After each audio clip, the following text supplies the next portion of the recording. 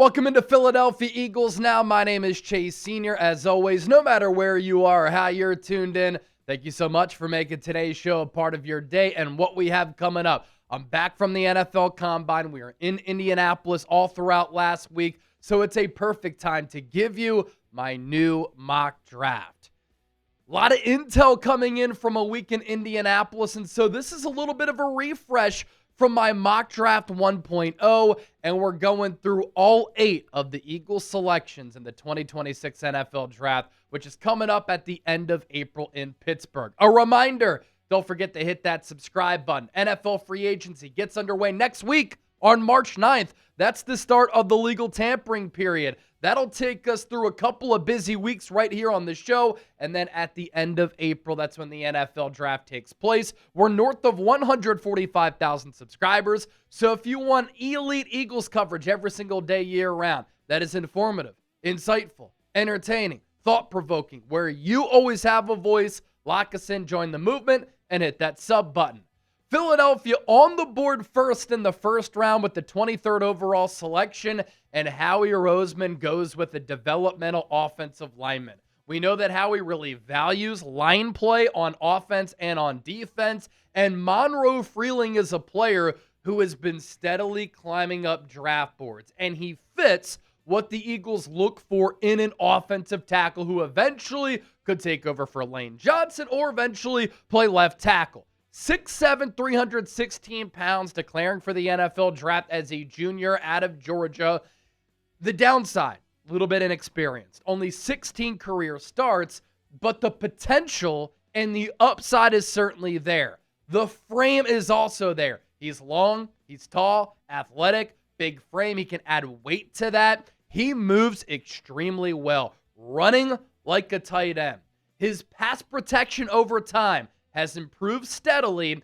And if you're looking at some of the concerns, the downsides, because he's inexperienced, this past year at Georgia, he was a little bit inconsistent, but the highs were really high.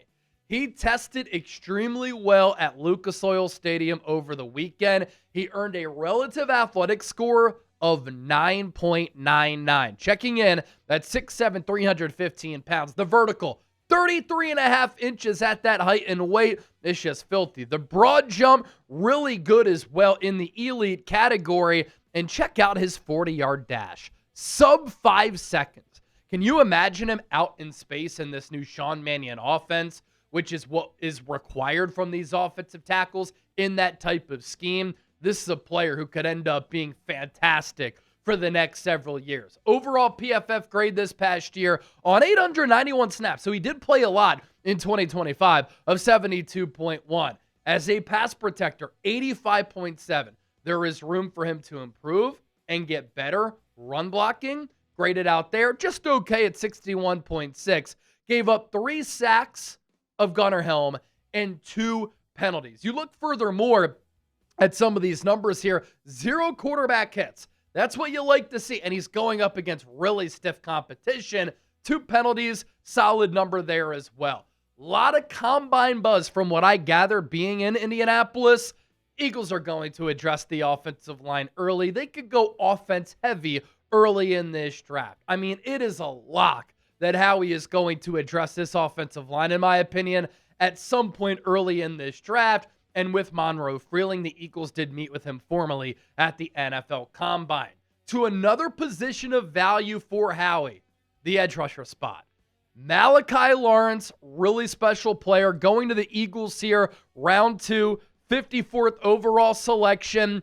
This is another player who tested out very well over the weekend in Indianapolis. 6'4", 253 pounds. He has NFL size and length at the edge rusher spot. Very explosive with that quick first step. He has a plethora of moves from that pass rusher spot, and it's a deep bag. I mean, it's very hard to find him going to the same move over and over again. And how about this right here? The only edge prospect since 2015 with an RAS over 9.89 and a sack rate of more than 4% in at least one college season.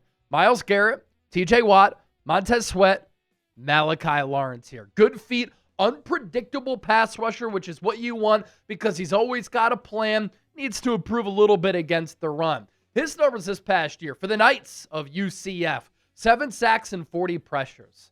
The year before that, 5 sacks, 28 pressures. What I also like, I know he's got to improve a little bit against the run, but look at those TFL numbers last 3 years. 10.5, 6, and 11. So he's capable there.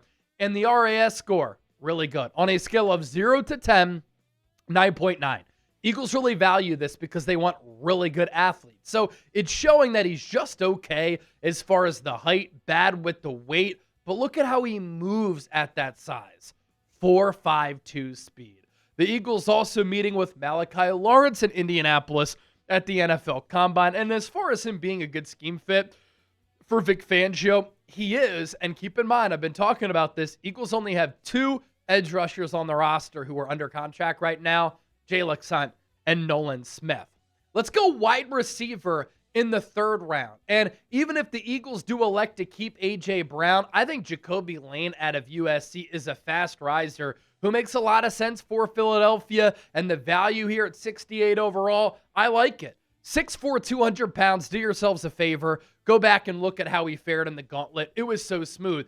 At that size of 6'4", 200 pounds, but when wide receivers are running the gauntlet, sometimes every throw is on the money. Jacoby Lane is snatching balls out of the air. Elite length, really good ball skills, good red zone threat. He can box out DBs. He glides as an athlete. He clocked a 4.47 40-yard dash. He's a classic X wide receiver who can thrive on the outside with big hands to take the ball out of the air. And I really like how he tracks the ball and adjusts to the ball. This past year with USC, he was playing alongside Mekhi Lemon, still had really good production. 49 catches on 74 targets, 745 yards, 15 yards per catch, 4 touchdowns, 4 drops. In 2024, 43 grabs for 525 yards, 12 touchdowns, and 4 drops. You'd love to see him shore up the drops a little bit. 2 really good years of production there. And then you look at the relative athletic score for him as well, 9.69. Really solid. Again, the Eagles really value this as an organization. The vertical, 40 inches. He can really climb the ladder, go up and get it. The broad, over 10 feet there. And then the 40-yard dash, sub 4.5 at that speed, is just filthy. We'll continue to move forward with my mock draft 2.0, but a lot of you out there have been asking for some Eagles Now shirts and gear. We got you hooked up. Get your shirts now and show me that you love the show. Anybody who makes a purchase, I'm able to see it on my dashboard here so I know that you're a real one. Show me that you're a real one, that you love this show by getting an Eagles Now shirt. Chatsports.com/Eagles Now is the link. Very simple. It's got the show logo across the front, and this is a conversation starter. When I was in Indy for the Combine, when I was in San Francisco for the Super Bowl, people were stopping me on the street saying, Chase Sr., love the Eagles Now coverage. Spread the word, support the channel, and look fresh in the process. Sam Roush is a tight end who I need to be a Philadelphia Eagle. I mean, this guy, I think, could be a perfect Dallas Goedert replacement. So let's rock with Sam Roush, round 3, pick number 98. The last time the Eagles drafted a tight end out of Stanford worked pretty damn well when they took Zach Ertz all the way back in, 2013? 6'6", 267 pounds. A senior out of the Cardinal program, excellent blocker and inline tight end. What do the Eagles value? A tight end who is a good blocker and an inline tight end. You think about that Packers organization too, they've always valued bigger tight ends who are really good pass catchers, but can also block. Nowadays, you look at players like a Kyle Pitts. They're somewhat one-dimensional, but the Eagles like a tight end who can be a part of the run game and pass game and a dual threat, do-it-all type of player. What I like about Sam Roush, he's not stiff as a pass catcher. He's a very smart guy. I mean, he went to Stanford. He can break tackles, rumble downfield after the catch. Sometimes he plays a little bit small and needs to use his size a little bit more because the athleticism is not a problem. A relative athletic score over the weekend of 9 4.99, nearly perfect. So checking in there at 6'6", 267, the vertical nearly 40 inches at that size, the broad over 10, and the fact that he ran that fast, 4.7 at nearly 270 pounds is ridiculous. This past year with Stanford, with Frank Reich calling the offense, by the way, 49 catches, 545 yards, and 2 touchdowns. The touchdown production, not excellent, but I think that he can be a better pro than he was a college player. Bud Clark had an excellent Senior Bowl. He's a little bit smaller at that safety position at 6'2", 190 pounds, but he is a ball hawk who produces a lot on that back end, just forcing a lot of turnovers and generating a lot of disruptive plays. 15 interceptions in his TCU career. He was a roamer on that back end, and he's also versatile. This past year, 313 snaps in the slot, 250 in the box, 160 deep. So he's smaller, but he's not afraid to come up, play quick, and hit you. His relative athletic score also pretty damn good at 9.32, but the concerns there, of course, the height and the weight. But as far as the quick twitch, small area quickness and explosiveness, he has that with the vertical and the broad, and then he was able to clock a 4.41 40-yard dash. 3 more picks here. Julian Neal, as the Eagles addressed the corner spot, he ran pretty well at the NFL Combine. Good player out of Arkansas. Parker Brailsford, the center out of Alabama. If you want him to play center, I think that he can. He could also play guard, round 4, 151.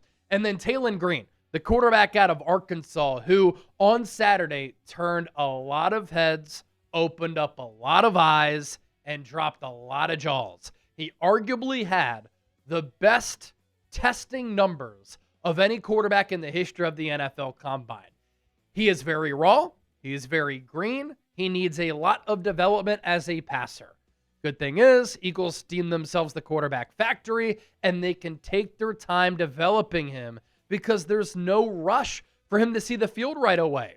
But the arm strength, pretty damn good. The running ability, elite. A relative athletic score of 9.99. One of the highest in the draft. 6'2", 227 pounds. When you watch him, you can see that height and that length there. He had a vertical leap of 43.5 inches. His broad, 11 feet. He ran a 4.37 40-yard dash. If the Eagles wanted to go with some trick plays from time to time, run some RPOs, run some gadget plays, I think Taylen Green can get his hands on the football and make some dynamic plays, and that could be a lot of fun.